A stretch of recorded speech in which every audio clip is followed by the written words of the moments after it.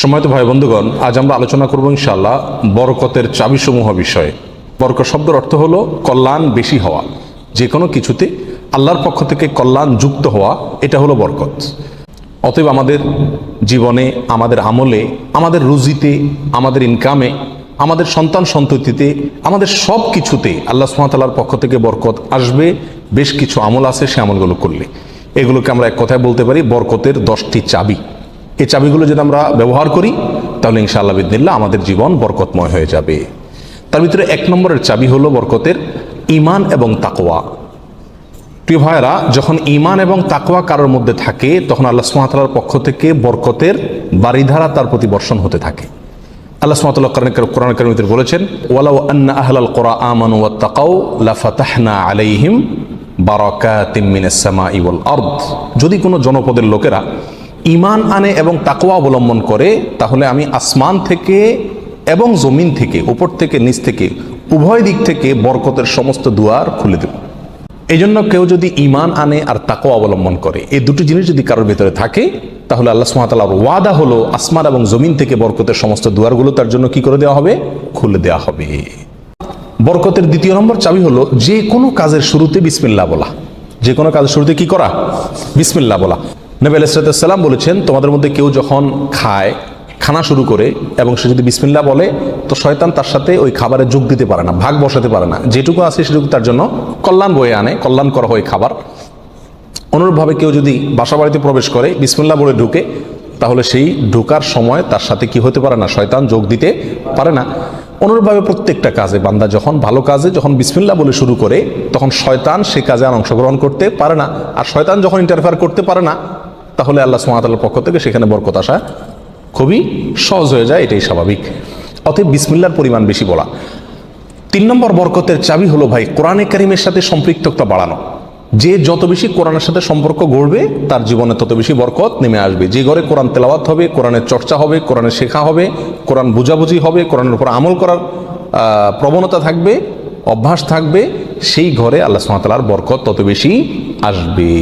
তাহলে বরকতের 3 নম্বর চাবি হলো কি? কোরআনের সাথে সম্পর্ক বেশি বেশি করা, কোরআন তেলাওয়াত করা, কোরআন বুঝা, কোরআন অনুযায়ী আমল করার চেষ্টা করা। যত বেশি যে করবে আল্লাহ তাআলা তার জীবনের প্রতিটা পদে পদে তত বেশি কি দিবেন? বরকত দান করবেন। বরকতের 4 নম্বর যে চাবি আছে সেটা হলো ভাই সাদাকা করা, দান করা। কি করা? দান করা, সাদাকা করা। সাদাকা এবং দান করলে বহু হাদিস থেকে বোঝা যায়, জানা যায় যে বিপদ আপদ দূর হয়ে যায়।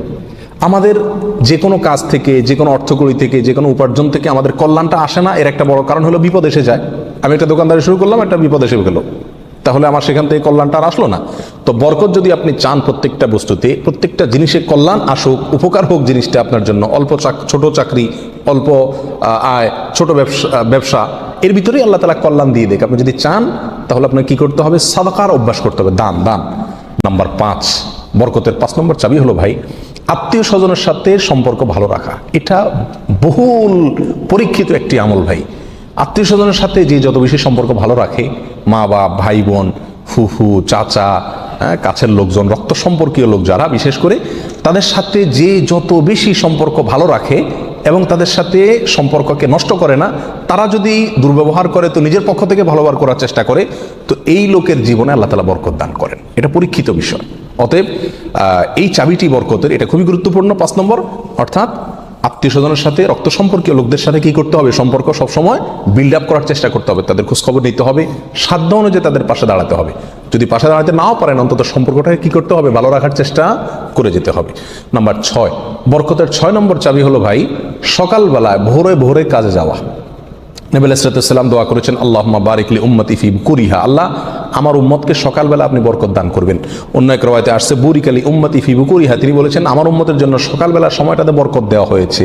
অতএব সকালের সময়টাতে আপনি ঘুমায় থাকেন তাহলে বরকত কোত্থেকে আসবে? এই টাইমটাতে কাজ করতে হবে। এবং কিছু কিছু কাজ আছে, কিছু কিছু পেশা আছে যে সকালবেলা করার মতন, আপনি মার্কেটে দোকান আছে, সকালে ভোরে খোলার সিস্টেম নাই, তাহলে সেটা তো আপনি খুলবেন না। কিন্তু অন্তত তার প্রস্তুতি, প্রাক প্রস্তুতিগুলো সকাল থেকে হয়ে যাওয়া উচিত। এবং সকালের টাইমটা আসলে ঘুমের কোনো উপযুক্ত টাইম না। নাম্বার 7, বরকতের 7 নম্বর চাবি হলো ভাই নিজে 5 ওয়াক্ত সালাত আদায় করতে হবে এবং পরিবারের লোকদেরকে সালাতের নির্দেশ করতে হবে। বহু লোক নিজে নামাজ পড়ে কিন্তু বাচ্চা কাচ্চা, ফ্যামিলির লোকজন তারা নামাজ পড়ছে কিনা সে বিষয়ে কি করে না, খবর রাখে না। আল্লাহ সুবহানাহু ওয়া তাআলা কোরআন কারীমে বলেছেন, ওয়া উমুর আহলাকা বিস সালাত, তুমি তোমার পরিবারকে নামাজের নির্দেশ করো, নিজে তো পড়তেই হবে, পরিবারকেও নির্দেশ করো। ওয়াসতাবির আলাইহা, এবং এটার উপর অটল থাকো, ধরে রাখো এটাকে। তাহলে কি হবে? লা নাসআলুকা রিজকা, আমি তোমাদের কাছ থেকে, আল্লাহ বলছেন আমি তোমাদের কাছ থেকে রিজিক চাই না। নাহনু নারযুকুকা ওয়াল আকিবাতু লিত্তাকওয়া, বরং এই কাজ করলে, আমল করলে আমি তোমাদেরকে রিজিক দিব।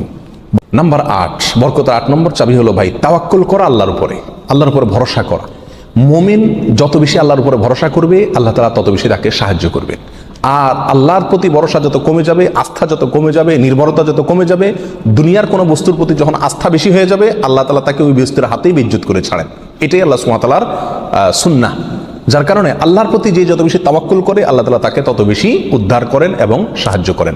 বরকতের জন্য এটা একটা অন্যতম উপায়। যে যত বেশি আল্লাহর উপরে ভরসা করবে, বিশেষ করে রিজিকের ব্যাপারে, তত বেশি আল্লাহ সুবহানাহু ওয়া তাআলার পক্ষ থেকে কি আসবে? বরকত আসবে।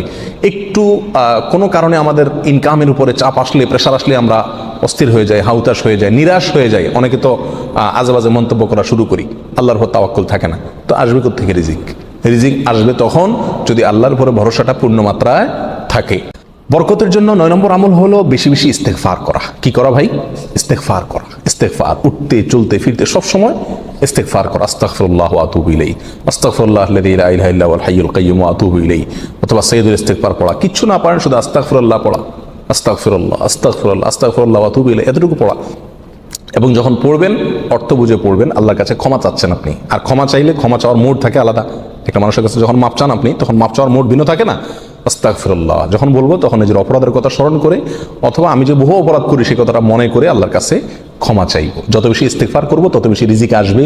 সূরা নূহের ভিতরে আল্লাহ সুবহানাহু ওয়া তাআলা আল্লাহর নবী নূহ আলাইহিস সালাম সম্পর্কে বলেছেন যে, নূহ আলাইহিস সালাম বলেছেন তার জাতিকে, ফাকুলতু আস্তাগফিরু রাব্বাকুম ইন্নাহু কানা গাফফারা।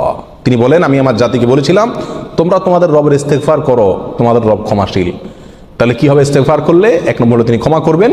তারপরে ওয়ায়ুমদিদুকুম বিআমওয়ালিন ওয়া বানিন ওয়া ইয়াজআল লাকুম জান্নাতিন ওয়া ইয়াজআল লাকুম আনহারা, সম্পদ এবং সন্তান, পরিবার, এই দুইটা দিয়ে তোমাদেরকে শক্তিশালী করবেন, রিচ করে দিবেন, সমৃদ্ধ করে দিবেন। ওয়া ইয়াজআল লাকুম জান্নাতিন ওয়া ইয়াজআল লাকুম আনহারা, তোমাদের জন্য বাগবাগিচা দিবেন এবং নহর প্রশোভন দান করবেন, অর্থাৎ রুজি রুটির বরকত দান করবেন। 10 নম্বর বরকতের চাবি হলো ভাই পরিপূর্ণ সালামের ব্যাপক পরিমাণে প্রচলন ঘটাতে হবে, দিতে হবে। সালামের পরিপূর্ণ রূপ হলো আসসালামু আলাইকুম ওয়া রাহমাতুল্লাহি ওয়া বারাকাতুহু। এখানে আমরা সবাই জানি দোয়া করা হয় আপনার প্রতি শান্তি বর্ষিত হোক, আল্লাহর রহমত বর্ষিত হোক এবং আল্লাহর বরকত নাজিল হোক আপনার প্রতি। তাহলে আপনি যখন কারোর প্রতি সালাম দিচ্ছেন, পূর্ণাঙ্গ সালাম, আসসালামু আলাইকুম ওয়া রাহমাতুল্লাহি ওয়া বারাকাতুহু, তার মানে আপনি কেমন যেন তার জন্য বরকতের দোয়া করছেন, শান্তির দোয়া করছেন। আর হাদিসে আসছে, কোনো মুসলিমের জন্য যদি আপনি বরকতের দোয়া করেন বা যে কোনো দোয়া করেন, তো ফেরেশতা আপনার জন্য দোয়া করে আল্লাহ এই বান্দাকেও আপনি দান করেন। আল্লাহ তাআলা আমাদের গোটা জীবনকে, আমাদের উপার্জনকে, আমাদের সম্পদকে, আমাদের নেক আমলকে, আমাদের সন্তান সন্ততিকে, আমাদের পরিবারকে, পরিজনকে, আমাদের চিন্তা চেতনাকে, আমাদের সব কিছুকে আল্লাহ সুবহানাহু ওয়া তাআলা বরকতময় করে দিন।